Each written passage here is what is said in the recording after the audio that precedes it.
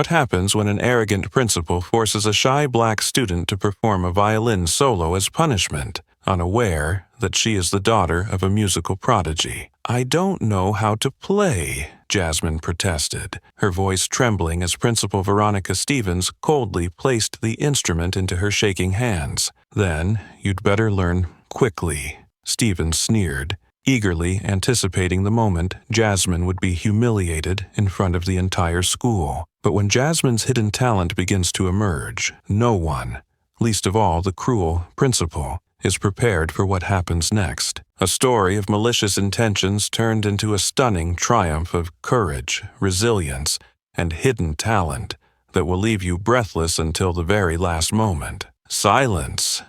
Principal Stevens' voice rang out, sharp and commanding, her eyes scanning the student body like a hawk. She wore an elegant, cream-colored suit, her perfectly styled blonde hair in stark contrast to the cold, unfeeling expression on her face.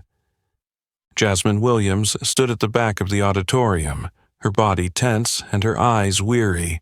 She couldn't sit down due to a sharp pain shooting through her back, a lingering consequence of an accident she tried to hide.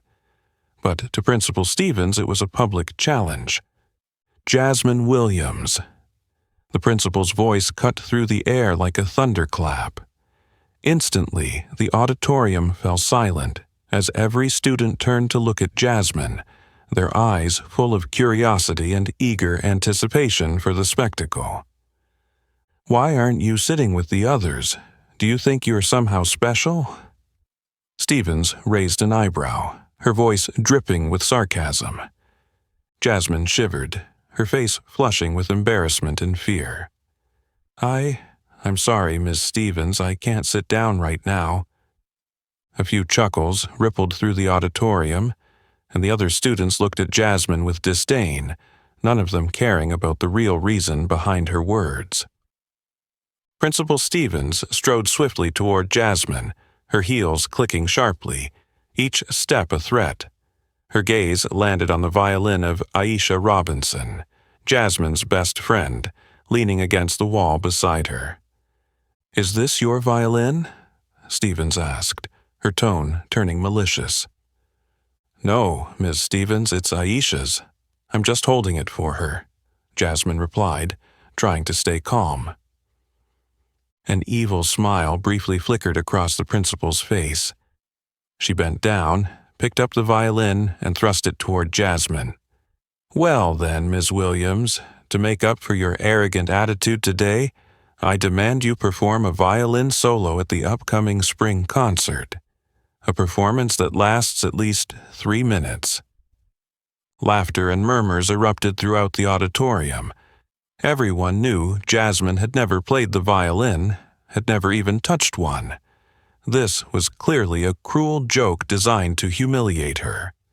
Jasmine felt her face burn, her heart pounding in her chest as the mocking laughter surrounded her from all sides. She weakly shook her head. "But I've never played before, Miss Stevens. I can't do it." Stevens' voice grew colder than ever, like an unavoidable verdict. "Then I suggest you learn quickly, Jasmine. Either you perform in front of the entire school, or you sit in detention for the entire semester. Do you understand?" Jasmine trembled as she took the violin from the principal's hands. Stevens turned and walked away with a satisfied look on her face, leaving the young girl standing alone, abandoned in the middle of the auditorium, surrounded by the stares of her classmates. As the students began to leave the auditorium, Jasmine stood frozen, clutching the violin to her chest, trying to hold back the tears that threatened to spill. "This is the worst thing that's ever happened to me," she whispered, her heart heavy with shame and helplessness.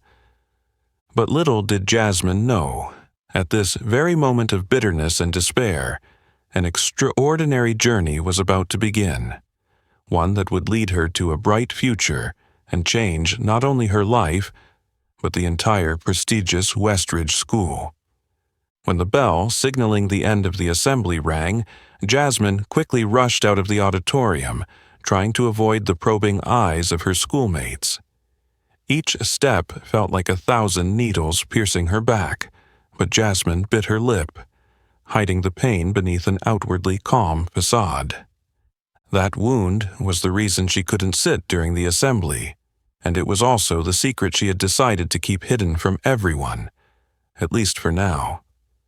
It all started with yesterday's English class, under the strict supervision of Mrs. Rachel Reynolds. Mrs. Reynolds was not only notorious for her harshness, but also for her clear and blatant discrimination towards students like Jasmine. Every word she spoke was filled with malice and prejudice, but no one dared to speak up, given the power she wielded through her close relationship with Principal Stevens. That day, Jasmine had arrived a few minutes late as the previous teacher's lecture ran over. When she entered the room, she politely apologized and explained, but Mrs. Reynolds didn't even glance up. "Sit at the back, Williams," Reynolds said coldly, her eyes still fixed on the book in front of her. "You've disturbed the class enough already." Jasmine looked around and realized the only empty seat at the back was an old chair, its backrest broken. A sharp metal piece jutted out from the edge of the chair, but fearing more reprimands, Jasmine closed her eyes and sat down, trying to avoid the damaged part. Mrs. Reynolds, noticing Jasmine's hesitation, walked up with a thin smile on her face. "Is there a problem, Williams? Can't even sit in a simple chair?" "Excuse me, the chair is—" Jasmine tried to explain nervously, but Reynolds wouldn't let her finish. "Stop making excuses. I'm fed up with students like you," she snapped. With that, Reynolds suddenly pressed down on Jasmine's shoulder, forcing her to sit fully in the chair. Jasmine flinched as the sharp metal piece immediately pierced through her thin shirt, cutting into her skin. A sharp pain spread quickly, and she couldn't hold back a scream. "Trying to cause trouble again, huh?" Reynolds mocked, her gaze filled with cruelty. "Get out of my class right now." "But, Miss Reynolds, the chair—" Jasmine trembled, trying to point out the issue, but Reynolds turned sharply and shouted, "No more words. Get out of here and head to the principal's office now." With the wound still bleeding, Jasmine trudged to the principal's office. Upon arriving, the secretary informed her that Mrs. Stevens was in a meeting and asked her to wait in the hallway. Jasmine sat in the chair outside the office, her heart heavy with pain and humiliation. She waited for 2 hours, the blood from her injury now dried and forming a dark stain, but no one came to help or even check on her. When the bell for the end of the day rang, Jasmine stood up and walked away in despair. She returned home in silence, hiding the injury from her mother, knowing that if she found out, she wouldn't let it go. Jasmine feared that telling her would only make everything worse. That evening, Jasmine went into the bathroom and carefully cleaned the long, deep wound on her lower back. Every time the cloth touched her skin, tears silently streamed down her face, but she kept her mouth shut, not allowing a single sob to escape. Looking into the mirror, she saw the image of a small, frightened girl, but one who was resilient. She whispered to herself that she wouldn't let people like Reynolds and Stevens hurt her anymore. But then, on this fateful morning, Principal Stevens once again pushed Jasmine to the brink of despair. The feelings of fear, shame, and helplessness seemed to suffocate her heart with each passing moment. Jasmine knew deep down that in order to escape this darkness, she had to find a way to protect herself, or at least stop them from hurting her again. On her way home that day, Jasmine walked in silence, each step weighed down by the pain of both physical and emotional wounds. Principal Stevens' mocking words still echoed clearly in her mind, like invisible cuts deep in her heart, making the young girl feel small and powerless against the frightening cruelty of adults who seemed so trustworthy. When she arrived home, Jasmine hurried into her bedroom, gently closing the door behind her, then slowly slid down to sit on the cold floor. She wrapped her arms around her knees, allowing the tears she had held back all day to flow silently. Jasmine didn't want her mother to find out, knowing how heartbroken she would be if she knew what had happened to her daughter. But the small room suddenly felt too suffocating, and Jasmine stood up, opening the closet door to change out of her school uniform that now carried so many humiliating memories. At that moment, an old box placed deep in the corner of the closet fell, spilling out old photographs onto the floor. Jasmine bent down, gently picking up each photo, and in an instant her heart seemed to stop when she saw a familiar picture she hadn't thought of in years, the photo of her late father, Michael Williams. In the picture, her father smiled brightly, holding a violin lovingly. Jasmine had never known her father played the violin, as her mother had never mentioned it, not even once. All she vaguely remembered about her beloved father was that he had passed away when she was just 7 years old, leaving an irreplaceable void in their small family.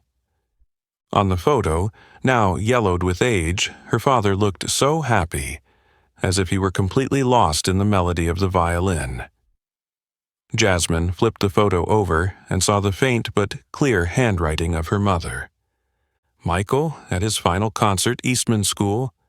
I wish he hadn't had to give up his passion. Those words pierced Jasmine's mind, stirring up a flood of questions. She quickly left the room with the photo, running downstairs to the living room, where her mother, Grace Williams, sat quietly knitting. "Mom," Jasmine spoke, her voice trembling. "Did Dad play the violin?" Grace looked up at her daughter, surprised to see the photo in Jasmine's hands. Her eyes grew a little sad as she looked back at the image of her late husband. "Yes, darling," she answered softly, her gaze drifting into the distance as if lost in thought. "Your father was a musical prodigy. When he was young, he received a full scholarship to the Eastman School of Music. But then, life became difficult, and when I was pregnant with you, he had to make the decision to give up his dream to take care of our family." Jasmine sat down beside her mother, her heart aching. She never imagined that the father she cherished, the one she always remembered with a gentle smile and warm hands, had to sacrifice his greatest passion for her and for their family. "I'm sorry I didn't tell you sooner," Grace said softly, placing a hand on Jasmine's shoulder, her eyes tender as she looked at her daughter. "I was afraid it would make you sad and feel guilty. But you know, your father always believed that music had chosen him, and he hoped that one day you would carry on the dream he left behind." Jasmine looked deeply into her mother's eyes, feeling a strange stirring in her heart. Every word her mother spoke was like a small but intense light, shining into the darkness within her. "Do you think I can do it, Mom?" Jasmine whispered, her voice filled with doubt and hope. "I've never played music. Can I inherit Dad's talent?" Her mother smiled gently, her hand softly wiping away the last of Jasmine's tears. "You have your father's blood in you, Jasmine. I believe that if you truly want it, you can do it. You're stronger than you think. Believe in yourself, just as your father always believed in you." Jasmine hugged her mother tightly, her heart full of emotion. In that moment, the small girl felt a deep connection to her late father, something she had never truly understood before. The pain, fear, and doubt slowly faded, replaced by a new resolve growing in her heart. And at that moment, Jasmine knew she had to do something to make her father proud, to prove that his sacrifice had never been in vain. She would overcome every challenge to carry on the legacy he left behind, with the very violin that fate had placed in her hands during that fateful morning. As the fading light of the evening streamed through the window, Jasmine sat quietly in her mother's embrace. The small living room became unusually warm, enveloped by the silent empathy between the two women. despite the intense undercurrents of emotion each of them carried within. Grace Williams gazed deeply into her daughter's eyes, recognizing the fragile flicker of hope gradually appearing amidst the ocean of despair. She knew that Jasmine was standing at a major crossroads, a decision that could completely change the course of her life. "Jasmine?" Grace's gentle voice broke the silence. She lifted her daughter's face with her soft yet strong hands, as she had always done to protect Jasmine since her childhood. "I know what happened today hurt you deeply, but remember this: no one and nothing can truly hurt you unless you allow them to." Jasmine looked up at her mother, her eyes still glistening with unshed tears. "But Mom, I've never played the violin. I'm scared I won't be able to do it. I'm afraid I'll disappoint Dad, and everyone will just laugh at me more." "Listen to me." Grace's voice was soft, yet resolute. "You are Michael Williams' daughter, the man who fought through so many hardships to protect his family. You are a Williams. That blood runs through your veins, and with it, strength you've yet to discover. Nothing, no one, can bring you down, Jasmine. As long as you believe in yourself, believe in what your father left behind in you." Her mother's words were like a healing balm, each one fortifying Jasmine's resolve. She could feel her heart slowly beating stronger, steadier. In that moment, Jasmine realized that she was no longer alone in this fight. She had her mother, and the memories of her beloved father walking with her. Wiping away her tears, Jasmine took a deep breath to steady herself. "I want to try, Mom," the young girl affirmed with a confidence she had never felt before. "I want to face this challenge. I won't let people like Principal Stevens and Miss Reynolds continue to look down on me or hurt me again." Grace's eyes shone with deep pride. She nodded gently, offering a soft but resolute smile. "That's right, Jasmine. I've always known how strong you are. Every challenge is just a way for you to discover the true power within yourself." Jasmine stood up and walked over to the small table in the corner of the room, where the violin, given to her by Principal Stevens as a cruel joke, lay. She lifted the instrument, admiring the smooth curves of its body, feeling the weight and strange beauty of it. This would be her new companion, the one she would use to confront all the scorn and injustice she had endured. "Mom," Jasmine turned to her mother, her eyes filled with fierce determination. "No matter what happens, I won't give up. I'll practice day and night. I'll turn this pain into strength. I'll make Dad proud." Grace stepped up beside Jasmine, gently placing her hand on her daughter's shoulder, her touch firm yet loving. "I believe in you, Jasmine, and I'm sure your father is looking down on you from somewhere. Very proud of you." Jasmine smiled softly, the first smile she had given all day. A smile not of despair, but of burning resolve. In that moment, she knew she had crossed the threshold of fear, stepping into a new journey, a journey to find herself, to reclaim her beloved father's unfinished dream that she had so much respect for. From that moment on, Jasmine Williams was no longer the weak, passive girl who had been subjected to cruel jokes. She had chosen to stand up, to face the challenge Principal Stevens had placed before her, turning it into the greatest opportunity to prove the true worth she held within. That evening, as the streetlights began to illuminate the quiet corners of the small streets, Jasmine sat in her room, gently stroking the violin she had just received from Principal Stevens.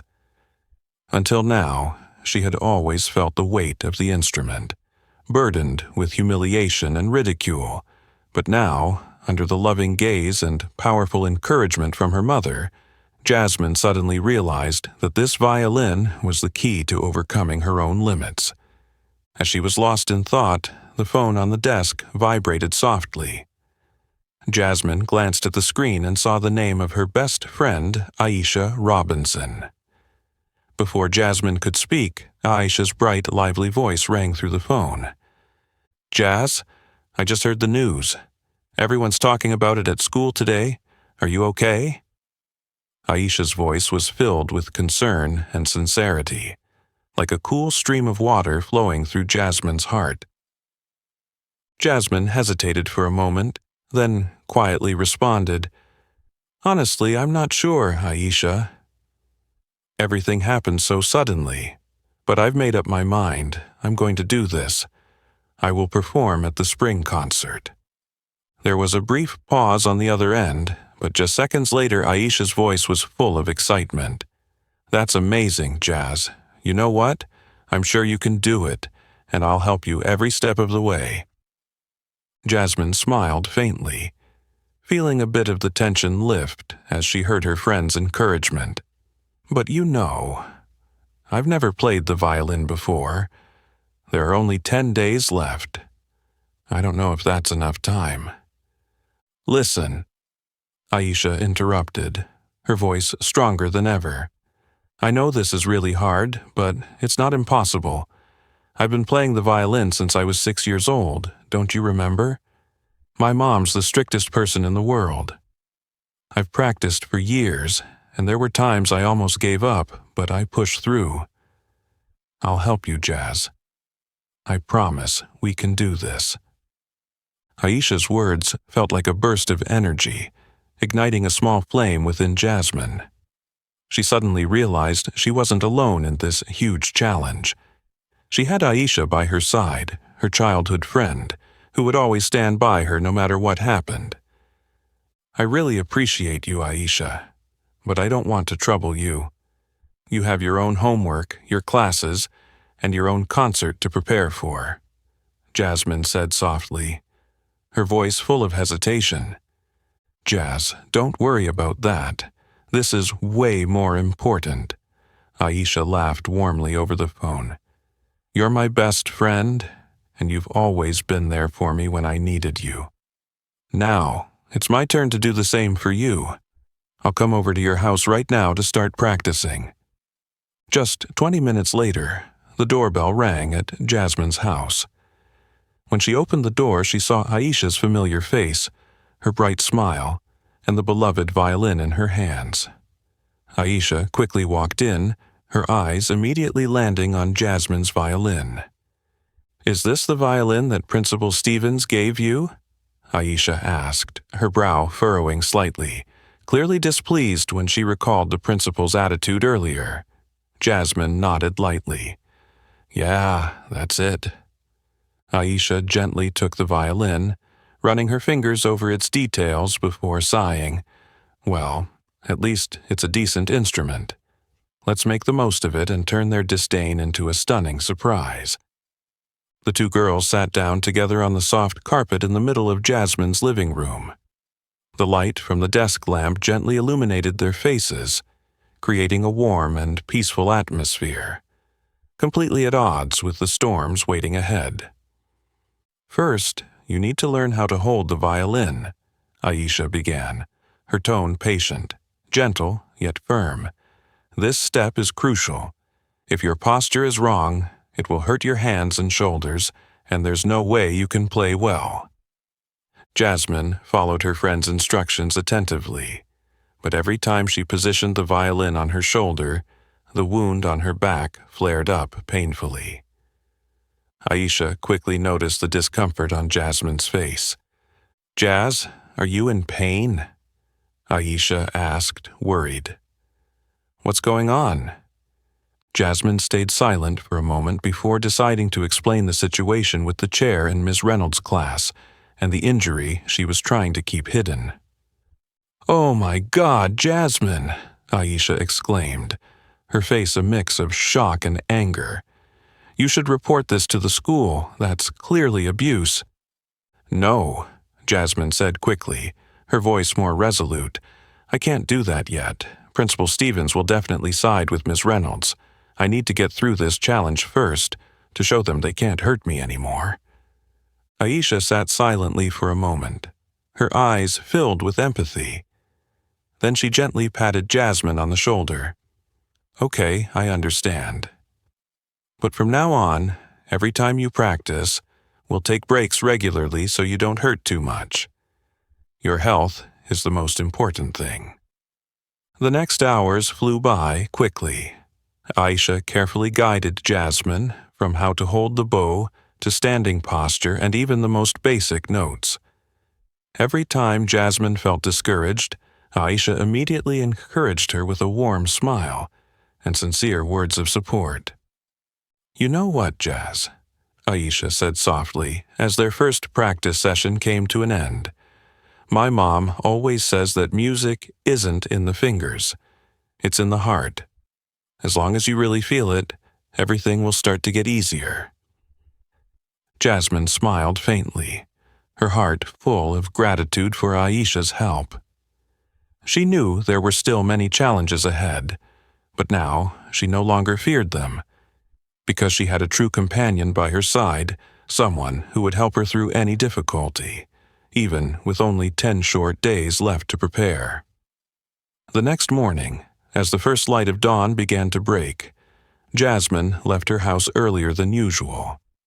Although her body still ached from the injury and the intense violin practice the night before, her heart was filled with a newfound determination and hope. Aisha had promised to meet her at school during lunch to continue practicing. However, Jasmine wanted to have some quiet time to herself, to experiment with what she had just been taught, away from the curious and mocking glances of the other students. Upon arriving at school, Jasmine quietly made her way to the hallway leading to the music room, a place she rarely visited before. The instrumental classes were typically reserved for students who were considered either exceptionally talented or wealthy, and Jasmine had never been seen as one of them. But today was different. Holding the violin in her hands, she gently walked into a small room at the end of the hallway, one that was rarely used by anyone else. The room was so quiet that Jasmine could hear the steady beat of her own heart. She carefully closed the door behind her, placed the violin on her shoulder, and tried to recall everything Aisha had taught her.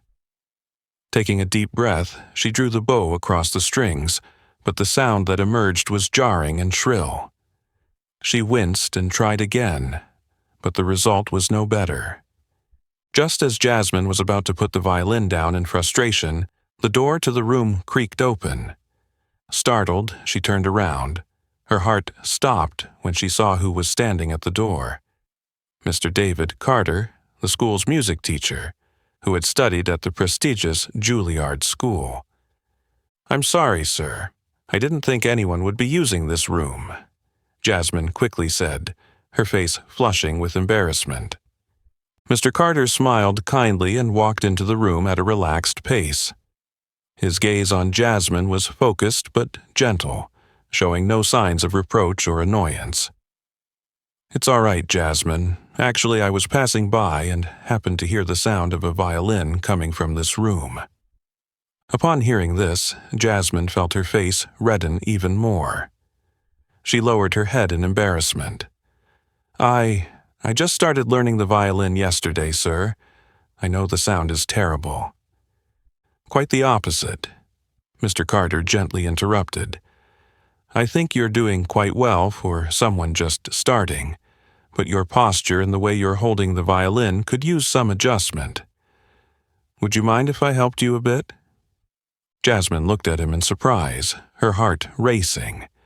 She never imagined receiving help from such a renowned teacher.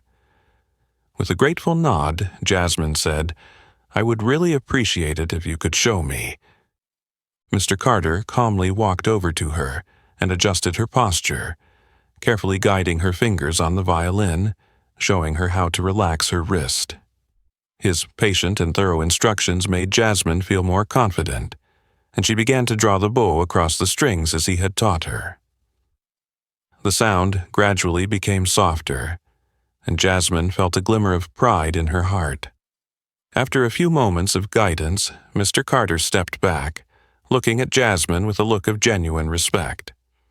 "Did you know, Jasmine, that I was once a promising student at Juilliard, but in the end, I had to give up my performing career due to a severe fear of the stage. I've always regretted not being able to overcome that fear." Jasmine looked at him, deeply moved by the unexpected sincerity of her teacher. She had never imagined that someone so talented and respected like Mr. Carter also had his own struggles and regrets. Mr. Carter smiled sadly. "But when I see you today, I realize that the challenges you are facing right now are a precious opportunity for you to explore and push past your own limits. I see in you a special strength, something that many people, even those who are talented, lack. That is resilience in the face of adversity." Jasmine felt tears welling up in her eyes, but she struggled to hold them back, speaking softly. "I'm not sure I can do this, sir. There are only a few days left, and I'm afraid everyone will keep laughing at me." "Listen to me, Jasmine," he said gently, but with firm determination. "Don't worry about those who want to see you fail. Instead, focus on why you picked up that violin. I am certain that, even with so little time, if you put your heart and soul into it, you will succeed. And I will help you, quietly, and as much as I can." "You will help me?" Jasmine looked at him with surprise and hope. "Yes," he replied with a warm smile, "because I see in you a natural talent, a special musical sensitivity. It's rare, Jasmine, and I believe that with the right guidance you'll leave everyone astonished." Mr. Carter's words felt like a fresh breeze, infusing Jasmine's soul with powerful energy and hope. Now, she didn't just have the support of her mother and Aisha, but also from a talented and kind teacher, someone who understood the struggles and obstacles she was facing. Mr. Carter placed his hand gently on Jasmine's shoulder, his gaze sincere. "Remember this, Jasmine. The greatest challenge isn't the mocking or the disdain from others, but the inner struggle within yourself. When you can overcome your own fears and doubts, nothing and no one will be able to stop you." Jasmine looked at him with deep gratitude, nodding lightly. In that moment, the heart of the small girl no longer had room for fear or doubt. Instead, she was ready to face the challenge, with the violin in her hands and the invaluable support of those who believed in her. The journey to conquer music had just begun, but now Jasmine was no longer alone. She had found her true teacher, one who not only taught her music but helped her understand the extraordinary strength that had always resided within her, waiting to be awakened. The encouraging words of Mr. Carter still echoed in Jasmine's mind as she left the small practice room at the end of that day. Despite her exhaustion, she felt a new fire of determination burning in her heart, like a guiding light cutting through the thick darkness. Jasmine believed that, with the help of good people like Aisha and Mr. Carter, she could turn the cruel mockery from Principal Stevens into a performance she could be proud of. However, she didn't realize that her rapid progress had unknowingly triggered envy and deep cruelty from those who were quietly watching her. From the principal's office, Veronica Stevens stared coldly through the window, watching the small figure of Jasmine walking under the afternoon light. Each confident step the young girl took only made her angrier. The plan to publicly humiliate Jasmine before the whole school was starting to unravel. Instead of despairing, Jasmine was showing signs of progress that were deeply troubling. This made Stevens uncomfortable and more furious than ever. At that moment, a knock on the door was heard, and Ms. Rachel Reynolds entered the room, her face reflecting a similar concern and frustration. She quickly walked over to Principal Stevens, her voice laced with anxiety but still cold and sharp. "Ms. Stevens, I think we may have underestimated Jasmine. I just saw Carter helping her. If this continues, our plan might completely fall apart." Stevens' gaze darkened, and she clenched the pen in her hand, her voice filled with venom. "I know David Carter well. He always enjoys playing the hero, protecting weak students. especially ones like Jasmine. But we can't let this happen. Jasmine must fail. It's the only way to protect our image and power in this school. Reynolds looked at Stevens, waiting for a more detailed plan. Stevens slowly stood up, walked to the window, and gazed out, her voice calculated and cold. Starting tomorrow, I want all the music rooms locked after school hours. No one is to use them without special permission from me. I also want you to increase Jasmine's workload and surprise quizzes. Make her exhausted so she doesn't have time to practice. Reynolds nodded in agreement, a cold smile spreading across her face. Understood, Ms. Stevens. I'll make sure Jasmine won't have the energy to even think about that violin. We must crush her will and make her understand that no one can oppose us. The cruel plan was quickly and ruthlessly put into action. The next day, when Jasmine eagerly returned to the practice room to rehearse, she was horrified to find that all the rooms were locked, with a notice from the principal's office on the door, only to be used with special permission from Principal Veronica Stevens. Jasmine's heart sank as frustration and anger surged within her. But when she tried to confront the principal, Stevens coldly responded, "Sorry, Jasmine, but the music rooms are only for students who truly deserve them. And I'm not sure you're one of them." That wasn't all. Jasmine quickly felt more pressure as Ms. Reynolds relentlessly assigned her difficult homework and surprise quizzes that no other students in the class had to face. Each time Jasmine failed to finish or made a small mistake, Reynolds would publicly mock her in front of the class, openly diminishing her abilities. Once, Jasmine had to stay up all night to complete a 10-page essay required by Reynolds. The next morning, when she handed in the assignment, Reynolds simply looked at her coldly before tearing the essay apart in front of the class, sneering, "I don't think this is your work, Jasmine. Do you really think you can fool me so easily?" Laughter echoed through the classroom, but Jasmine remained silent, struggling to hold back the tears. She felt more exhausted and hopeless than ever before. Yet, she gritted her teeth, reminding herself of the encouraging words from her mother, Aisha, and especially from Mr. Carter. This situation continued over the next few days, each day a new exhausting struggle. Jasmine realized that practicing was becoming increasingly difficult. No practice rooms, mounting homework, and constant ridicule from those she thought would protect her. But no matter how battered she was, Jasmine never gave up. At the end of each school day, Jasmine and Aisha had to find secluded corners outside the school grounds to practice. Some nights, under the dim streetlights in the park near her house, Jasmine would persistently draw the bow across the strings, the soft sounds filling the dark. But each time she felt herself growing stronger. One late evening, as she and Aisha were practicing under the pale moonlight, Jasmine smiled weakly and spoke to her closest friend. "They want to see me fail, but I won't let that happen, Aisha. The harder it gets, the more I have to show them that they can't beat me." Aisha gently placed her hand on Jasmine's shoulder, her eyes full of admiration and pride.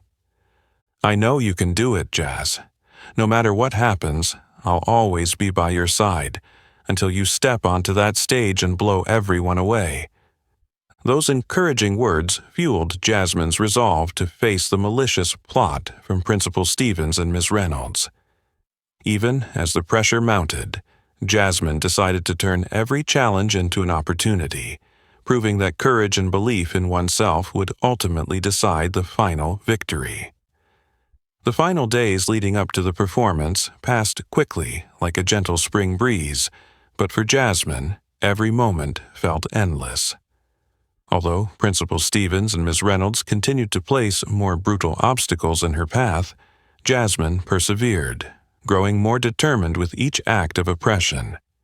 However, on the morning of that day, with just one day left until the fateful concert, Jasmine received an unexpected call from Mr. Carter. Jasmine, after school today, I want you to come with me to a place.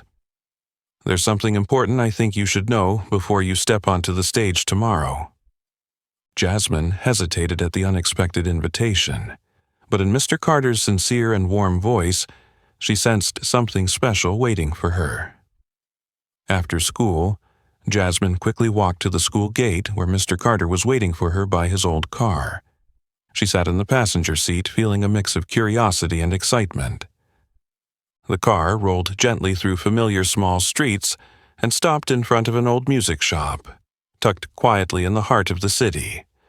The faded wooden sign above the door read, "Rosetti's Music Store." The little shop had an antique charm, as though it held countless musical stories from generations past. Inside, Jasmine was immediately captivated by the cozy atmosphere, filled with old instruments carefully arranged on wooden shelves. The soft yellow light illuminated the pianos, guitars, and especially the violins, creating a warm and nostalgic ambiance. From behind the counter, an elderly man with silver hair and small glasses stepped forward, greeting them with a friendly smile. "David, it's been a long time," the man said, his voice deep yet enthusiastic. "Hello, Mr. Otto," Mr. Carter replied cheerfully, gently placing his hand on Jasmine's shoulder. "This is Jasmine Williams, the special student I mentioned to you on the phone the other day." Mr. Otto looked at Jasmine intently through his glasses, then smiled kindly. "Ah, Jasmine, I've heard so much about you, but I'm sure you'll be even more surprised when you find out the real reason you're here today." Jasmine was a little taken aback by this, her gaze turning toward Mr. Carter, searching for an explanation. Mr. Carter simply nodded gently, signaling for her to stay calm and patient. Mr. Otto walked into the back of the shop and returned moments later with an old violin carefully wrapped in a protective box. With tender hands, he opened the case in front of Jasmine. The small girl stared in awe at the beautiful violin, every curve and grain of wood touching her in a way she couldn't describe. "This violin once belonged to a very special player, your father, Mr. Michael Williams," Otto said gently, his eyes shining with affection and memories. "Your father brought this violin to me the day he decided to give up his music career to support his family." Jasmine's heart pounded, and her hands trembled as she touched the violin her father once owned. This was not just an ordinary violin. It held a past full of emotion and her father's silent sacrifices. Tears filled Jasmine's eyes as she tried to imagine her father playing, pouring his passion and talent into every note.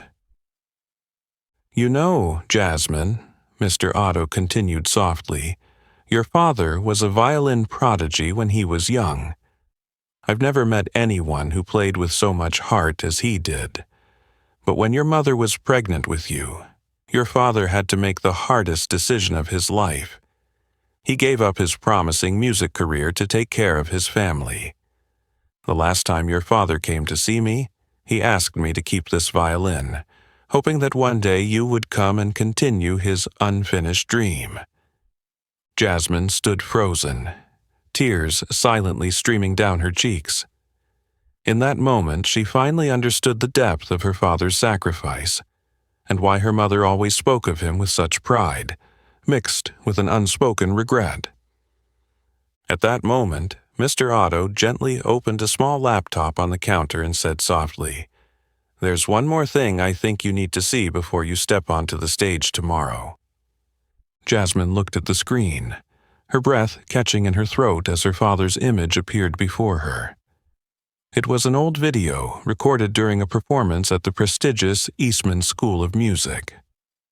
The young girl watched her father on stage, witnessing every masterful bowstroke and the way he lost himself in the music. The beautiful sound of the violin echoed in the shop, the music filling every part of her being. The video ended with thunderous applause, and Jasmine sat still, tears flowing freely down her face. She no longer felt pain or fear, but instead a deep sense of pride and an unwavering determination rising strong within her. Mr. Carter gently placed his hand on Jasmine's shoulder, speaking softly. "Jasmine, you are the one who will carry on your father's talent and dream. People like Principal Stevens and Miss Reynolds won't be able to stop you. You will step onto the stage tomorrow and show everyone that true power doesn't lie in authority or oppression, but in the heart full of determination and courage that you have." Jasmine lifted her head to look at him, her eyes filled with a determination she had never felt before. In that moment, she knew that with the violin her father left behind and the support from those who truly loved her, nothing could stop her from stepping onto that stage and continuing her father's unfinished dream that he had sacrificed to give her. The dazzling lights of the Westridge Auditorium shone brightly, as if trying to reveal every emotion on the faces of the hundreds of people sitting in anticipation. The space was packed with the audience, the whispers and murmurs rising like unpleasant undertows, everyone seemingly eager not to enjoy the music, but to witness the predicted failure of Jasmine. Among the crowd, the cold gaze of Principal Veronica Stevens and the mocking smile of Miss Rachel Reynolds were like sharp spears, waiting to pierce through the self-esteem of the small girl. Jasmine stood quietly backstage, her heart pounding, each beat like the sound of drums in the fierce internal battle. Her hands gripped the violin that once belonged to her father, the only thing that could give her any strength to fight the overwhelming fear rising within her. Suddenly, she heard familiar footsteps from behind. Turning around, Jasmine immediately recognized the tall, slender figure and the kind face of Mr. Carter. But standing beside him was a stranger, a man Jasmine had never met before. He wore a dark, elegant suit, his deep, wise eyes exuding a calm and composed demeanor. "Jasmine," Mr. Carter spoke gently, his eyes filled with encouragement. "I'd like to introduce you to an old friend of mine, Dr. Marcus Williams, the director of music at the Eastman School." Jasmine's eyes widened in astonishment, recognizing the name Eastman, the very place her father had studied and performed. Marcus Williams gave a warm and sincere smile, gently extending his hand to shake Jasmine's. "It's a pleasure to meet you, Jasmine," he said in a deep, friendly voice. "David has told me so much about you, and about your father as well. I couldn't miss your performance tonight." Jasmine's heart stirred intensely upon hearing her father's name. The unexpected appearance of this powerful and esteemed man made her more nervous, but it also sparked a strange sense of hope within her. Taking a deep breath, Jasmine softly replied, "Thank you so much. I will do my best not to disappoint everyone's expectations." Marcus Williams gently placed his hand on Jasmine's shoulder, his eyes full of encouragement. "I know you'll make it. You're Michael Williams' daughter. Music has always been in your blood." As the two men walked out, Jasmine turned inward, trying to steady herself. But just seconds later, the cold voice of Principal Stevens broke the fleeting calm echoing from behind her. "Quite surprising, isn't it?" Stevens whispered, her voice as cold as ice. "I didn't expect you to pull someone from Eastman to watch you perform. But don't forget, no matter who shows up, what everyone is really expecting is your spectacular failure." Jasmine turned to face Stevens, locking eyes with her sharp, malicious stare. "No longer afraid," she replied calmly and strongly. "You may be right, Ms. Stevens. Maybe people are here to see me fail, but I will do my best to show them that I'm worth more than what you think." Stevens smirked mockingly and turned away. In that moment, Jasmine realized clearly that she was no longer the shy girl, easily intimidated like before. The MC's voice on stage called her name, and Jasmine felt the surrounding noise fade away.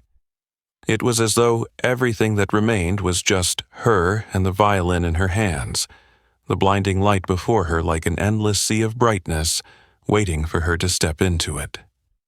Slowly, Jasmine stepped onto the stage, each footstep heavy as lead. The lights shone directly on her, highlighting every trembling gesture. She noticed the gaze of hundreds of people fixed on her, eyes that were curious, skeptical, and waiting for her failure. In the front row, Stevens and Reynolds sat together, smug smiles on their faces, like wolves waiting for their prey to willingly step into their trap. But then Jasmine remembered the gentle face of her mother, the caring voice of Aisha, the passionate encouragement of Mr. Carter and Marcus Williams.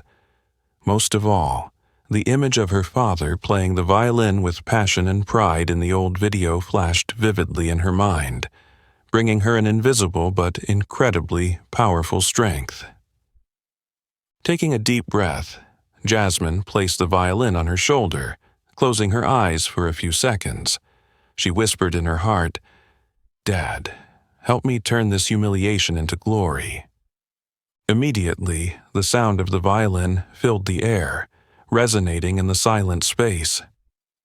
The first notes trembled with nervousness and anticipation, but quickly the sound became smoother, more emotional, gradually drawing everyone's hearts in.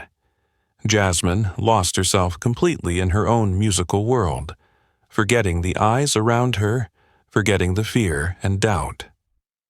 The more she played, the more confident Jasmine became. Her playing soared, deepened, and became more emotional. The entire audience grew quiet, completely absorbed in the beautiful and moving melody Jasmine was creating. In that moment, no one saw Jasmine as the girl who had been mocked. Instead, she was a young artist performing with all her heart and soul. In the front row, Principal Stevens and Miss Reynolds paled, their eyes filled with panic as they realized their plan to humiliate Jasmine was falling apart. Meanwhile, Jasmine continued to play, the music lifting her above it all, turning pain and humiliation into a triumphant symphony. Tonight, Jasmine Williams was not just performing on stage with her violin.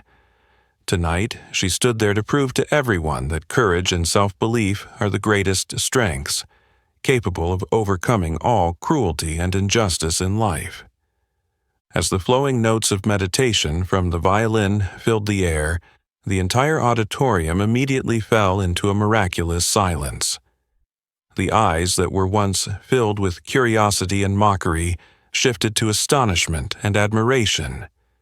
No one could have expected that the small girl, Jasmine Williams, whom everyone had predicted would fail miserably on stage, was now playing this piece with all her heart, passion, and extraordinary willpower. Jasmine closed her eyes, completely immersed in every melody she created. She no longer noticed the scrutinizing gazes of the audience, the whispers from the people seated below, nor the cold and menacing presence of Principal Stevens and Miss Reynolds. Now, she only knew the sound of the music flowing from her father's violin, the delicate tone that she had never imagined she could produce. In the front row, Principal Stevens and Miss Reynolds began to change their expressions. At first, the smug smiles on their faces were clear, but the longer they listened to Jasmine play, the more their smiles faltered, quickly vanishing altogether, replaced by panic and confusion. Stevens felt as if she were falling into a nightmare, her entire plan to humiliate Jasmine in front of the crowd disintegrating right before her eyes. "This can't be," Stevens whispered in a dry throat, her eyes wide with shock and concern. Reynolds, beside her, was no better, her face pale, her hands trembling as she clutched the armrest, as if trying to hold on to something to escape the unbelievable reality unfolding before them. Each note of the violin, each gentle melody, seemed to weave its way into the hearts of the listeners. Jasmine had turned that moment of humiliation into a performance of glory, not only with her innate talent but with her resilience and courage. The audience seemed to be drawn in by every sound she created, all of them silenced, unwilling to miss a single moment of this extraordinary performance. Just as the music reached its emotional climax, a sudden sound broke the magical moment, coming from the entrance of the auditorium. Everyone turned their heads in surprise and curiosity. Jasmine was startled, her eyes widening as she looked toward the back of the hall, but she maintained her composure, continuing to play, determined not to let the performance be interrupted. 2 police officers in uniform and a woman dressed in a black suit briskly entered the hall. The woman was the state's education inspector, holding a thick file in her hands, her face stern and resolute. Her gaze immediately fixed on the front row, where Principal Stevens and Miss Reynolds were seated. A tense atmosphere enveloped the auditorium, signaling that something serious was about to unfold. Jasmine finished the piece with the final, resonant notes, gently lowering the violin, taking a small step back, her eyes not leaving the people who had just entered. Her heart pounded with anticipation and tension. But this time, it wasn't because of the performance. It was because of the unexpected turn of events happening right before her. The chief police officer stepped onto the stage, standing beside the education inspector, gently taking the microphone and speaking with authority. "Sorry for interrupting the performance, but we have something very important to announce right here." His sharp gaze swept over the audience, lingering on the stunned faces of Stevens and Reynolds. The education inspector stepped forward, opening the file she held, speaking clearly, each word weighted with gravity. "After a thorough investigation based on multiple pieces of evidence and witnesses, we are officially announcing that Ms. Rachel Reynolds and Principal Veronica Stevens of Westridge High School have committed serious acts of school violence, alongside racist behaviors toward several students, including Jasmine Williams." Whispers of astonishment immediately erupted in the auditorium. Principal Stevens jumped to her feet, her voice trembling with a mix of rage and panic. "You have no evidence. This is all a misunderstanding, a blatant slander." The inspector responded coldly.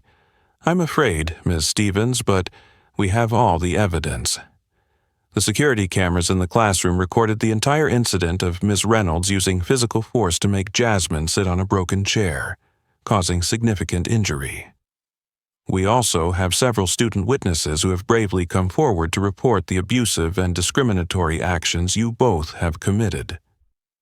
Stevens and Reynolds fell silent, their faces drained of color as they listened to the inspector's clear statements. The entire auditorium fell into a stunned silence, no one believing that such powerful and respected figures in the school could have acted so cruelly. The inspector continued, "Ms. Reynolds and Mrs. Stevens, we request that both of you leave the auditorium and accompany us for the investigation. You are officially suspended from your duties from this moment, pending legal proceedings." The auditorium erupted in shock. Stevens stood frozen, her legs shaking, unable to move a single step. Reynolds bowed her head, avoiding the furious and disappointed gazes from the students and parents. 2 police officers stepped forward, leading them out of the auditorium amidst the astonished crowd. Jasmine stood on the stage, tears streaming down her face, but this time they were not tears of sorrow. They were tears of release and victory. In that moment, she realized that she had crossed an important threshold where the truth and justice had spoken, restoring fairness for herself and all the students who had been oppressed in the shadows. From the audience, Mr. Carter and Dr. Marcus Williams both stood up, applauding loudly. One by one, the entire auditorium rose to their feet, the applause thunderous, as if to show Jasmine that she was not alone on this difficult journey. On a night that seemed like nothing more than a cruel joke of fate, Jasmine had composed a magnificent piece of music with her own determination and courage, and in that moment she truly touched the hearts of everyone present. As the resounding applause echoed throughout the auditorium, Jasmine stood on stage, her heart pounding with emotion. The bright lights illuminated the sparkling tears on her face, but for the first time, those tears were not of sorrow or shame, but of relief and boundless happiness. For the first time in a long time, Jasmine truly felt that justice was on her side. In the front row, where the shocking moment had just unfolded, 2 police officers coldly escorted Principal Stevens and Miss Reynolds out of the auditorium. In front of the astonished eyes of the students, parents, and other teachers, the 2 most powerful women at Westridge School were now forced to walk in shame and helplessness, their once mighty image now reduced to a thing of the past.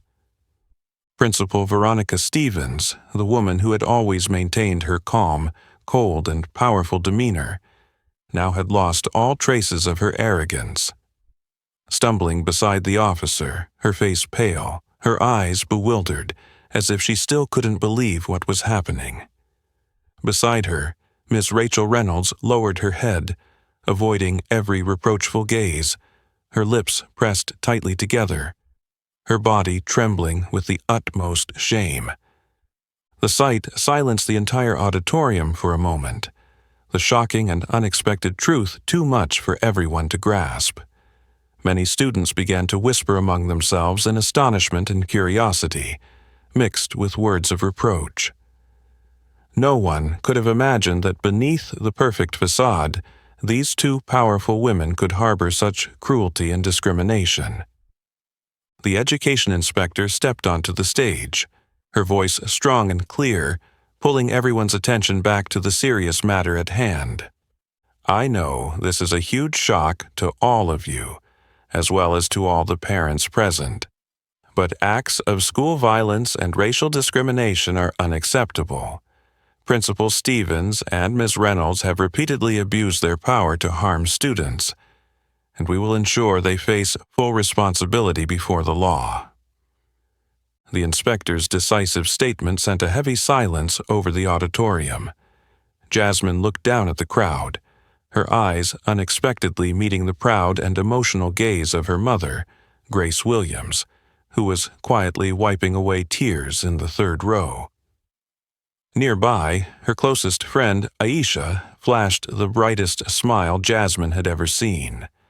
And not far away, Mr. Carter and Dr. Marcus Williams looked at her with affectionate and satisfied expressions.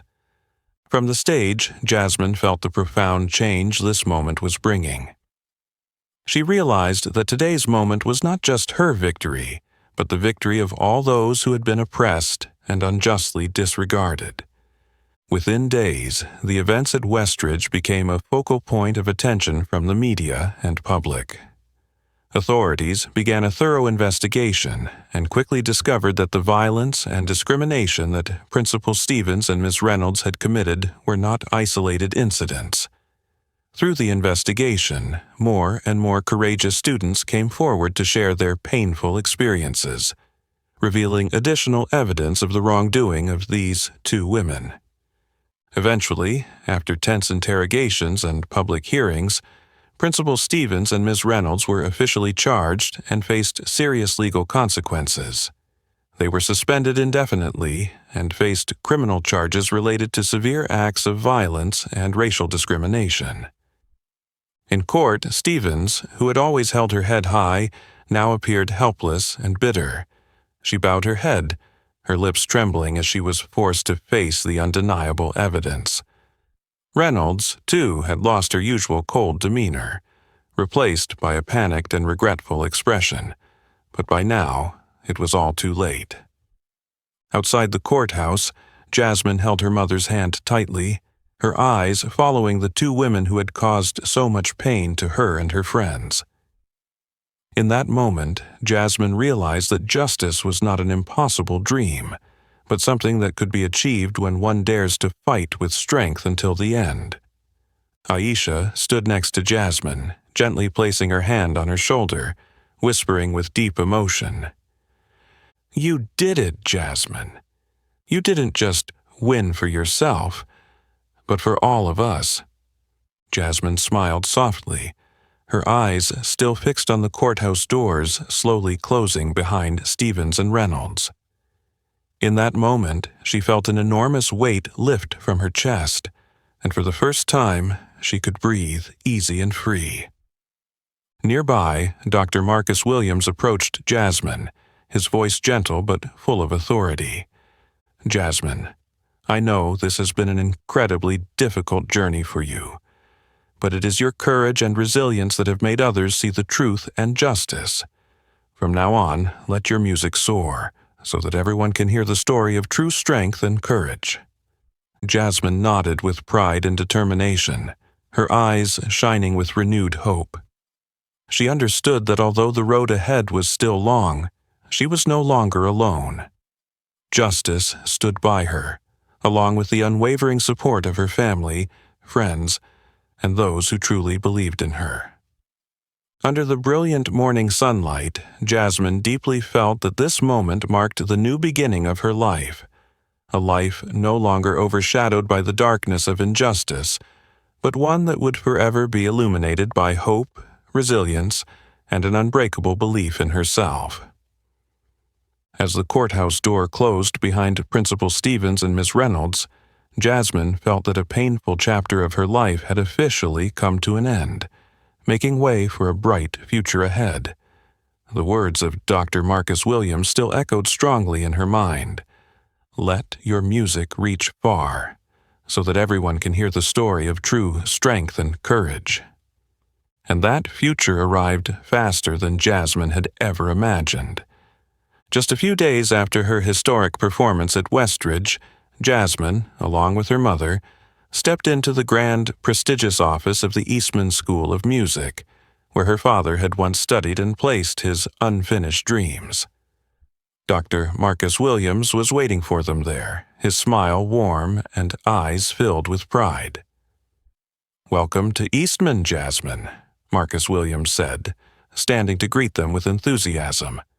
"I've watched thousands of students and young artists throughout my career, but it's rare for me to see a talent, determination, and character as exceptional as yours." Jasmine blushed, offering a shy smile. "I'm so grateful for your time today, but I'm not sure if I'm really capable of studying at such a prestigious place." Dr. Williams walked over, gently placing his hand on her shoulder, his gaze filled with trust.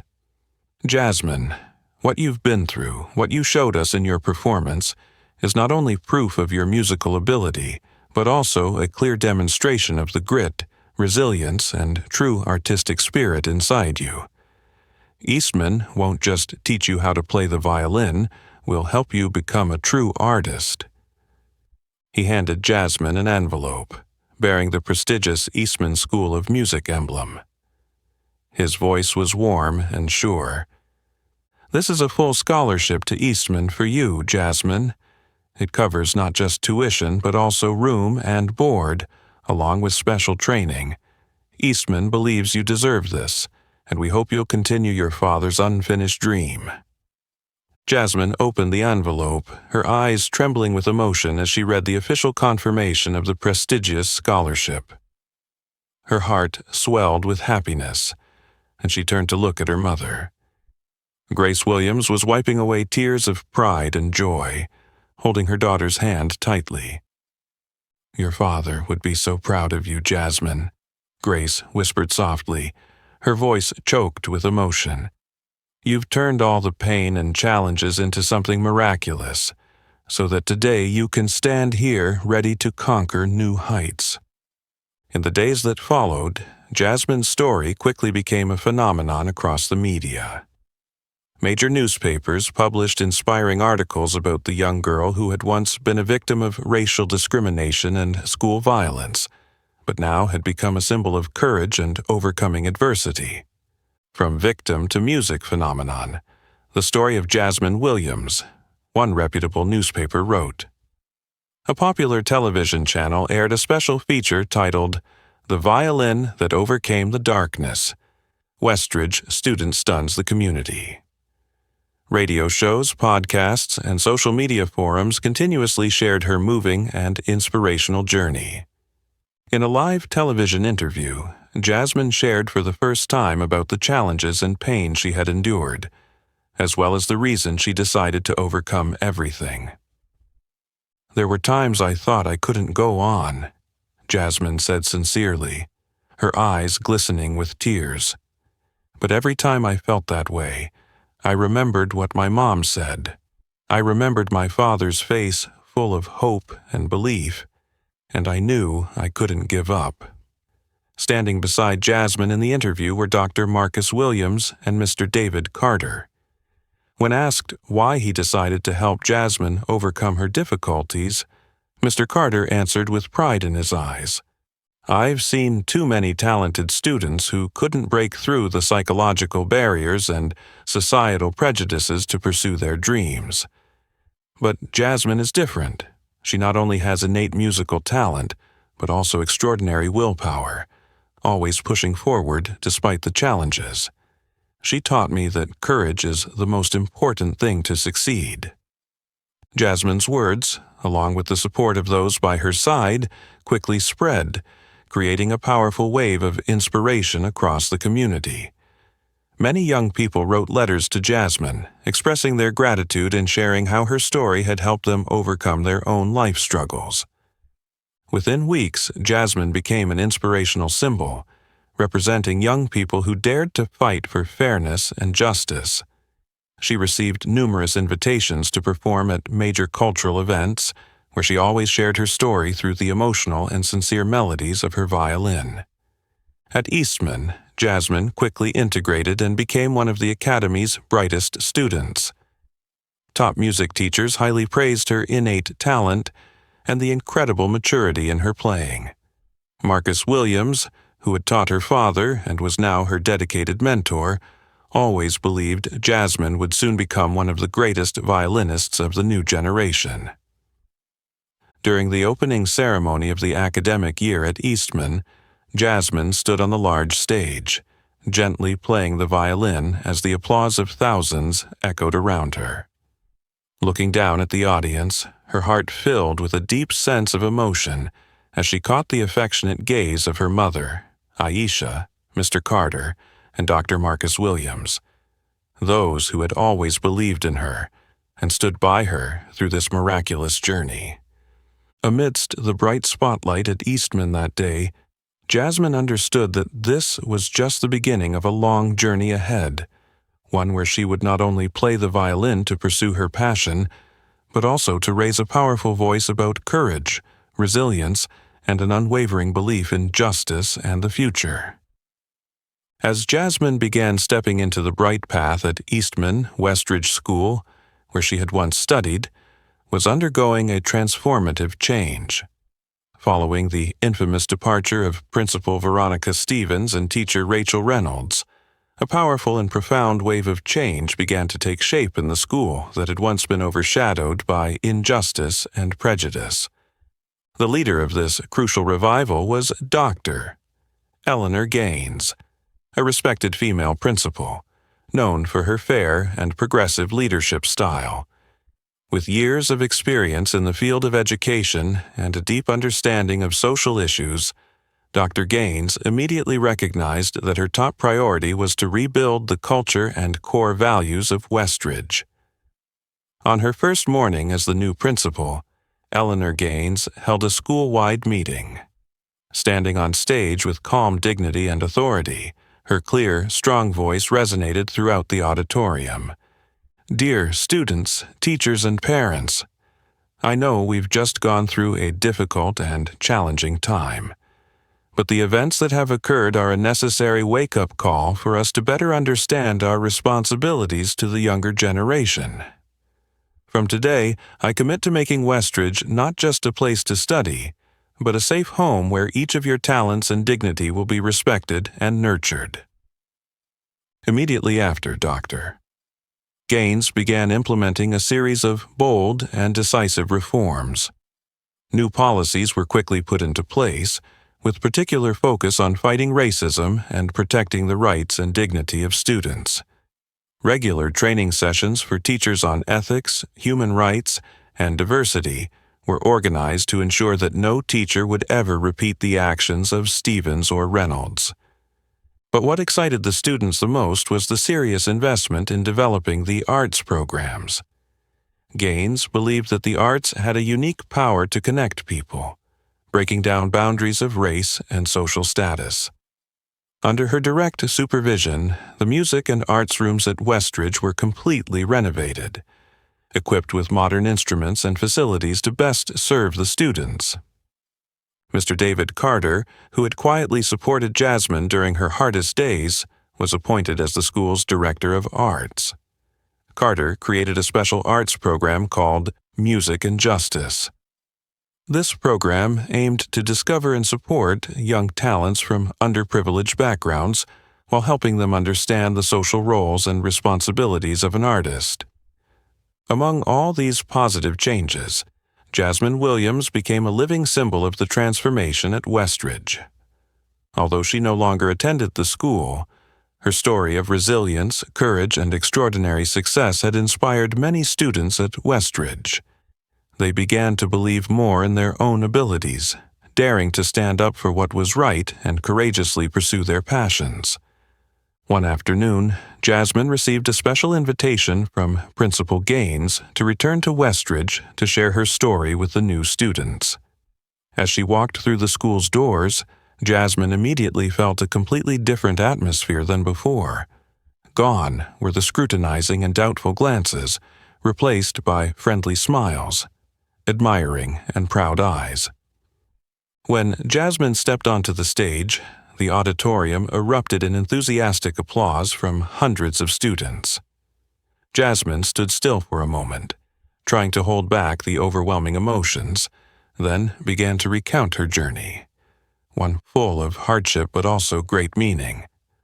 Not long ago, I was a student at this school, feeling hopeless and losing faith because of the injustices that were done to me. But I learned that no one and nothing can determine our future except ourselves. I'm so happy to see Westridge today changing every day, and I hope you all take this opportunity to grow, to pursue your dreams, no matter how difficult they may seem. After Jasmine's speech, Principal Gaines stood up, looking at Jasmine with a loving gaze, and emotionally spoke to the entire school. Jasmine is the clearest example of how we can overcome prejudice and limitations to rise above.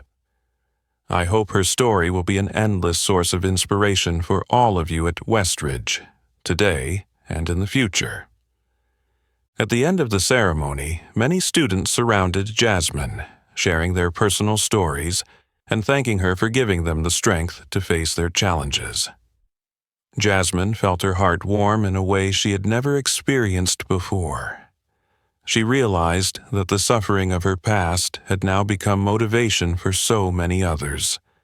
That was the greatest gift she could ever imagine.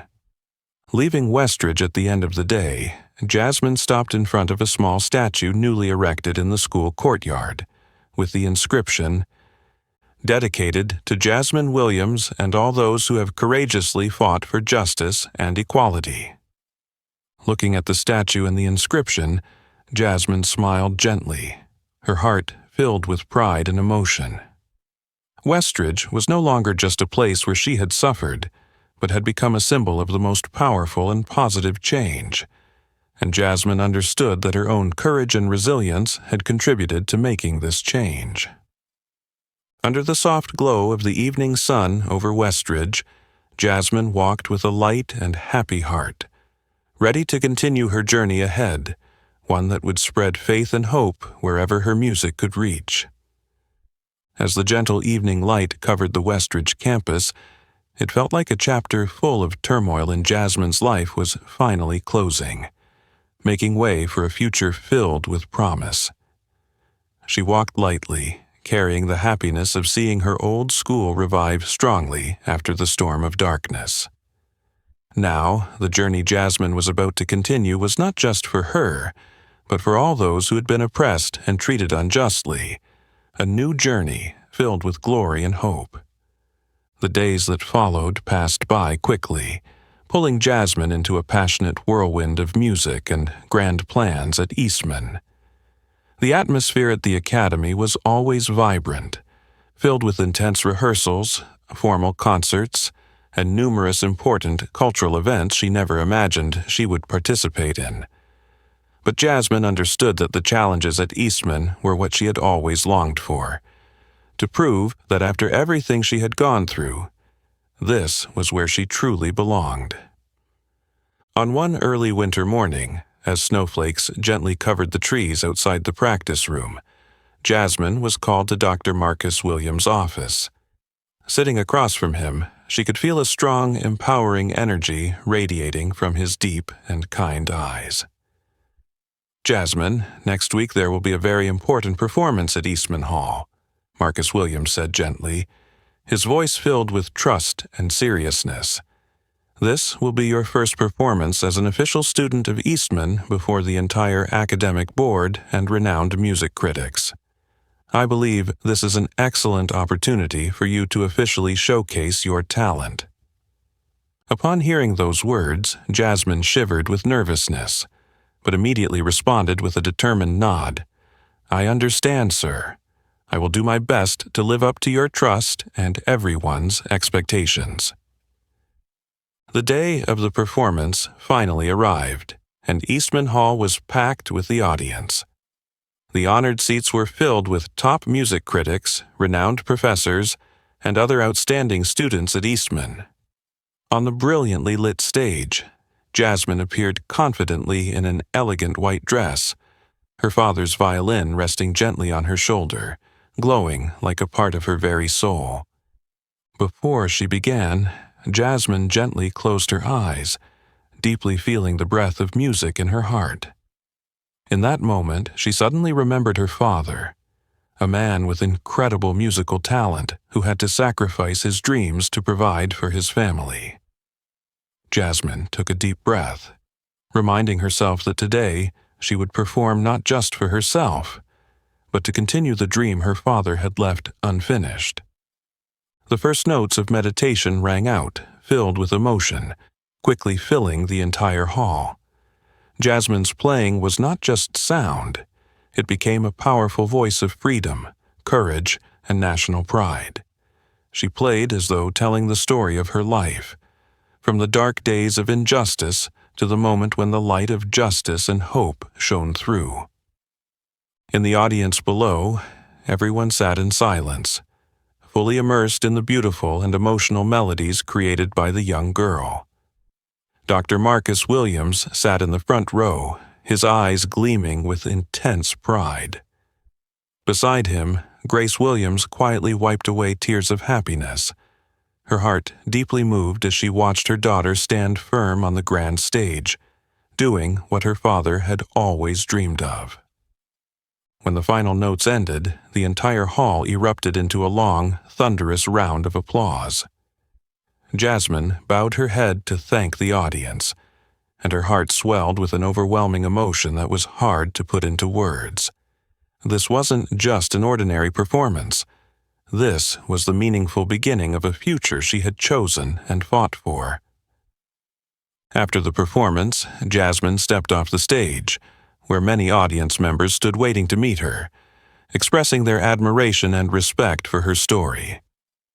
The sincere compliments, warm hugs, and emotional gazes made Jasmine realize that what she was doing truly mattered, not just in music, but in inspiring and empowering so many others. Later that evening, after the hall had mostly emptied, Dr. Marcus Williams gently approached Jasmine, smiling warmly. "You did wonderfully today, Jasmine. Your father would be so proud to see you standing on stage performing like this." Jasmine nodded gently, smiling back. "Thank you, sir. Thank you for always believing in me and guiding me. I will continue to strive not only to carry on my father's dream, but also to spread the message of courage and inner strength that lies within each of us." As Jasmine left Eastman Hall, she walked slowly under the soft light of the moon. She gently held her violin close, feeling more than ever that this instrument was no longer just a musical tool. It was a voice of freedom, a living symbol of strength and national pride that she carried in her heart. In that moment, Jasmine realized that no matter how many challenges and hardships lay ahead, she would always stand firm. For now, she was not just a young artist, but a symbol of courage, resilience, and unwavering belief in justice and hope. And so, under the shimmering lights of that magical winter night, Jasmine's new journey officially began. A journey filled with promise, brilliance, and boundless possibilities. Thus, the emotional and resilient journey of Jasmine Williams concluded with a beautiful ending, delivering a powerful message of courage, resilience, and the hidden strength within each of us. Jasmine, once a mocked and discriminated student, rose strong to become a talented young artist, inspiring countless others. What about you? What do you think of Jasmine's extraordinary journey?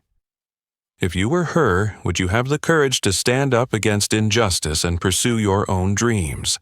Share your thoughts in the comments below. Don't forget to like the video, share this meaningful story with your friends and family, and subscribe to the channel so you don't miss the next inspiring stories. Thank you for always supporting and being with us. See you in the next stories.